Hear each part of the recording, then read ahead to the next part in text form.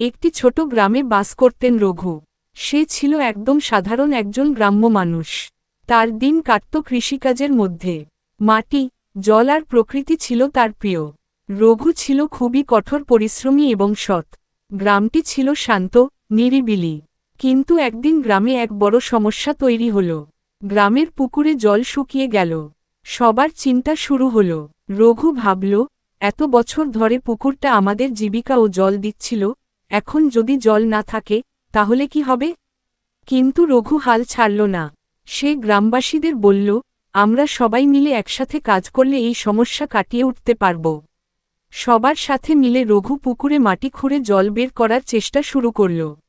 অনেক কষ্ট, অনেক সময়ের পর তারা সফল হল। পুকুরের জল আবার পূর্ণ হল। গ্রামবাসীরা খুশি হয়ে রঘুকে ধন্যবাদ দিল। এটাই ছিল রঘুর জীবনের এক বড় শিক্ষা, সততা, পরিশ্রম আর একতা দিয়ে সব সমস্যা কাটিয়ে ওঠা সম্ভব।